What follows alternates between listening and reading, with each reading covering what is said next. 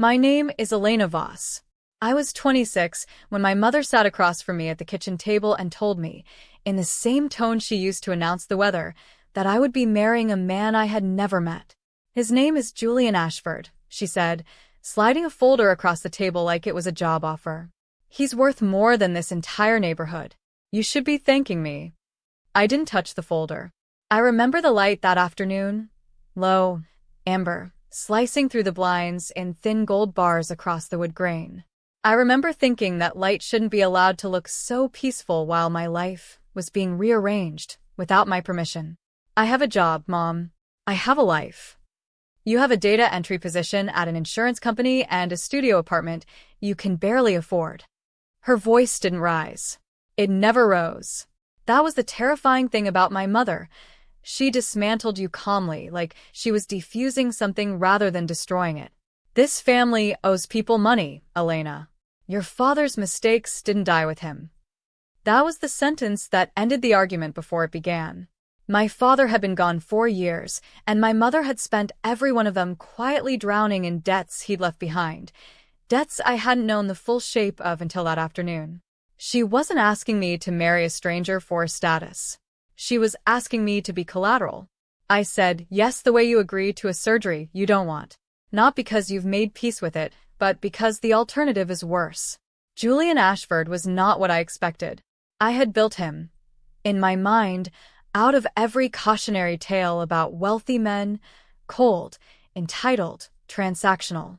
Instead, I met a man in his early 30s with tired eyes and a handshake that was almost apologetic, as if he, too, understood that we were both pieces being moved by other people's hands. I know this isn't what either of us wanted, he said. At that first dinner, in a restaurant so quiet I could hear the ice settling in my water glass. My father believes this marriage secures a business alliance. I'm told your mother believes it secures something else. Debt, I said, before I could stop myself. It secures debt. Something shifted in his face. Not pity. I would have hated pity. Recognition. Then we have that much in common, he said quietly. I'm not marrying you. I'm settling an account too. I didn't know, that night, how true those words would turn out to be, or how much my mother had left out of the folder she'd handed me like a formality. The wedding was beautiful in the specific way that expensive things are beautiful when no one asks whether you actually wanted them. White orchids. A string quartet. My mother in the front row, glowing with a satisfaction I hadn't seen on her face since before my father died. I wore a dress I hadn't chosen, walked down an aisle I hadn't asked for, and said vows I meant more than anyone in that room realized, because somewhere between the folder on the kitchen table and the altar, I had decided that if I was going to be traded like currency, I would at least learn to read the ledger myself. Julian's father, Richard Ashford, gave a toast about strengthening bonds between families that made my mother's eyes shine with something that looked suspiciously like relief rather than joy. I watched her hands as she clapped. They were shaking slightly. I filed that away, the way you file away a detail in a dream you suspect you'll need to remember later. That night, in the enormous quiet of a house that wasn't mine yet, Julian found me on the terrace. You looked like you were solving a math problem during the ceremony, he said. I admitted. I was trying to figure out how much of my life my mother sold and to whom. He didn't laugh it off. He sat down beside me and, after a long pause, said something that would not make sense to me for months. There's a difference between what my father told your mother and what he actually needed. You should ask her what he promised, not what he threatened. I didn't understand then that he was handing me the first thread of something much larger, a quiet warning wrapped in a riddle, because he wasn't yet sure whether he could trust me with the whole truth. I only knew that for the first time since the folder had landed on the kitchen table, someone was speaking to me like a person capable of understanding, rather than a problem to be managed. Marriage, I learned quickly, was mostly silence punctuated by logistics.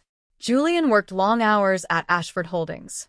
I filled my days learning the architecture of a life I hadn't designed, which room the morning light favored, which staff member actually ran the household, which smiles at dinner parties were real, and which were currency.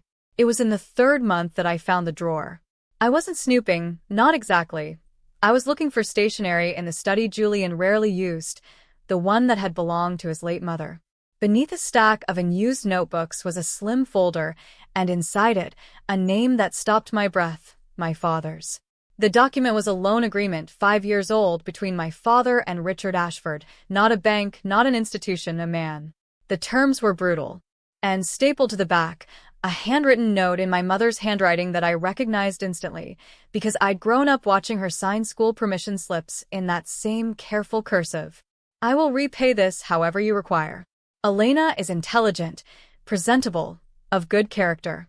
If David cannot settle this before he dies, I will find another way. The date on the note was 2 years before my father passed. My mother hadn't discovered a debt after his death and scrambled to save us. She had known for years. She had been negotiating my future while I was still finishing my degree, still going on ordinary dates with ordinary men, still believing my life belonged to me. I sat on the floor of that study for a long time, the paper trembling slightly in my hands, not from fear, but from the strange, cold clarity that comes when a lifetime of small, unexplained moments suddenly assembles itself into a single, coherent shape. The tuition my mother found my sophomore year. The sudden friendliness of a family friend named Richard she'd mentioned only in passing.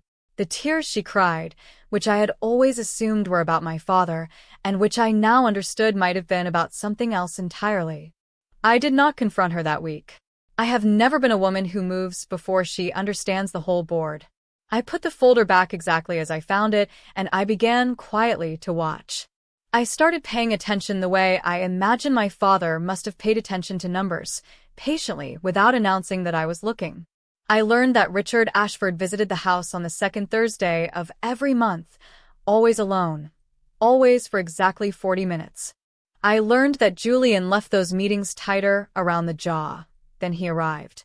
I learned that the household accountant, a soft-spoken woman named Priya, kept 2 sets of records, one for the family, one, I began to suspect, for whatever arrangement had once involved my father.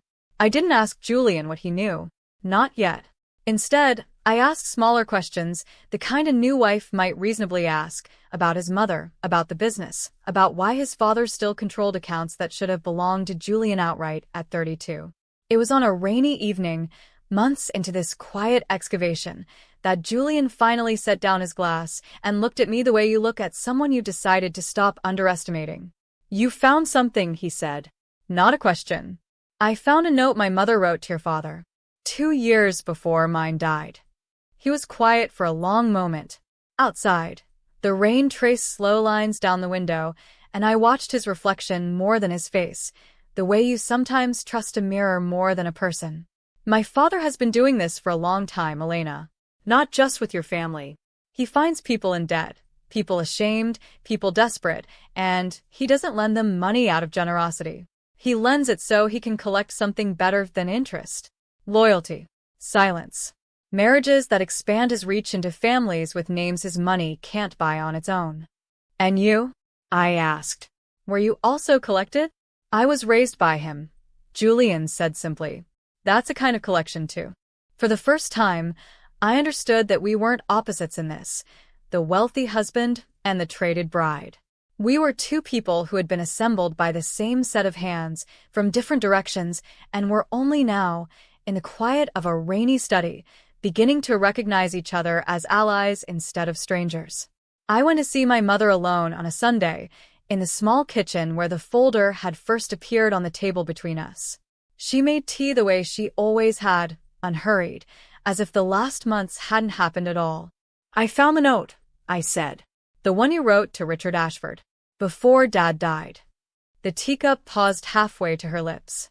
She set it down with a small, careful click. "You don't understand what those years were like," she said, and for the first time in my life, her calm cracked, not into anger, but into something raw. "Your father was drowning. I was trying to keep us from going down with him. By offering me before I even knew I was for sale. I never called it that. You didn't have to. You just never told me there was a choice to make. You made it for me, and then handed me the consequences like a gift." She looked out the window for a long time, and when she spoke again, her voice had lost its usual precision. "I thought I was protecting you from watching everything collapse. I thought if I could just hold the shape of things together long enough, you'd never have to know how close we came to losing everything. The house, your education, your father's name. I told myself it was temporary. I told myself Richard Ashford was a reasonable man. He isn't, I said quietly. Julian says he collects people. That's what we are to him. Collected. My mother's hands trembled around the teacup, and for the first time I saw not the woman who had rearranged my life without asking, but a woman who had spent years quietly terrified, making the only trade she believed she had left to make. It didn't excuse what she'd done, but it explained it, and there is a particular, aching kind of grief in understanding someone's cruelty without being able to forgive it yet. I'm not going to destroy you for this, I told her, standing to leave. But I'm done being managed. Whatever happens next, I decided. She didn't stop me at the door. I think, in her own way, she finally understood that the daughter who left that kitchen was not the same one who had sat there and accepted a folder without question, months before. Julian and I stopped hiding what we knew from each other and started building, carefully, what to do with it. Priya, the accountant, turned out to be more ally than obstacle. She had been keeping her second ledger not to protect Richard Ashford, but because she'd hoped someone, someday, would finally ask to see it. He's done this to 4 families that I know of, she told us, late one night in the study. The real numbers finally spread across the desk like a map of old wounds. Yours. 2 others who've since gone quiet. And one that lost everything trying to fight him in court because he always structures the debt so that it looks, on paper, like generosity. There was no dramatic confrontation planned, no scene of shouting in a boardroom. That was never who I wanted to become. What we built instead was patient and precise, a full accounting of every loan, every note, every marriage Richard Ashford had engineered under the appearance of business alliance, cross-referenced with the quiet testimonies Priya had spent years gathering from people too frightened to speak alone. Julian's role was harder than mine in its way. He was choosing, deliberately, to stop protecting the man who raised him, not out of hatred, but because he had finally admitted to himself that loyalty to a parent cannot require the erasure of your own conscience. He's going to say I betrayed the family, Julian said one night, staring at the folder we'd assembled. No, I said. He's going to say that because it's easier than admitting what he built the family on. We didn't want revenge in the way revenge is usually imagined. No ruin, no public humiliation for its own sake, no cruelty dressed up as justice. We wanted the truth in the room, finally, where it could no longer be managed from the shadows the way my mother's silence and Richard's ledgers had managed all of us for years. We didn't stage a confrontation. We requested a meeting. Richard Ashford arrived expecting the usual second Thursday routine, the quiet review of accounts, the polite deference he'd trained his son to perform for 32 years. Instead, he found Julian, Priya, and me at the table, the real ledger open between us, the note my mother had written laid gently on top like a closing argument. I watched something in his face rearrange itself as he understood what he was looking at. Not fear, exactly, at first. Something more like a man recalculating an equation he'd assumed was permanently solved in his favor. This is a family matter, he said finally, his voice even. It was never just family, Julian replied. You built a business out of people's desperation and called it kinship. Elena's father died still ashamed of a debt you engineered to never actually close. That's not an alliance. That's a trap with good manners. I didn't raise my voice. I had promised myself, long before that meeting, that whatever justice looked like, it would not cost me the version of myself I wanted to remain. I'm not here to ruin you, I told him. I'm here so that no one else's daughter finds a folder on a kitchen table and thinks it's the price of loving her mother. We didn't destroy Richard Ashford that day. We did something quieter and, I think, more permanent. We made the truth impossible for him to manage. The loans were restructured, fairly under terms Priya and an independent auditor set rather than ones he controlled. The other families were found, told the truth, released from debts built more on leverage than law. Nothing was set on fire. No one was publicly shamed beyond what the truth itself demanded. The quiet kind of justice I was learning doesn't announce itself. It simply removes a man's ability to keep operating in the dark. My mother and I are not fully healed. I don't know that we ever will be, not in the complete way stories like to promise.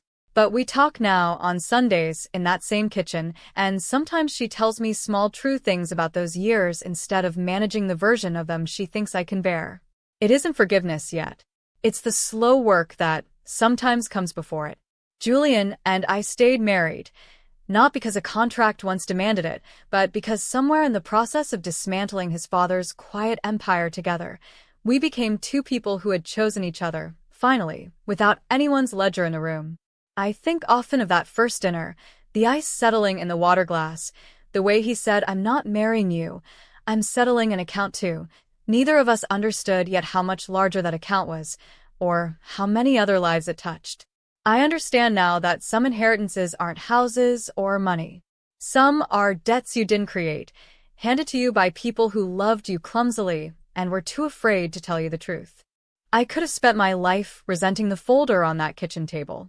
Instead, I learned to read every ledger that followed it, carefully, patiently, until the truth had nowhere left to hide. My name is Elena Voss. I was 26 when my life was rearranged without my permission. I am 30 now, and for the first time, every choice in it is mine. Some stories aren't about revenge at all. They're about the moment someone stops letting other people write their life for them. Elena never raised her voice. She never destroyed anyone. She simply refused to stay silent inside a truth that was never hers to carry alone. And in the end, that quiet refusal changed everything. If her story moved you, sit with this question for a second. How many people are still holding a debt, a folder, a silence, a sacrifice that was never truly theirs to pay?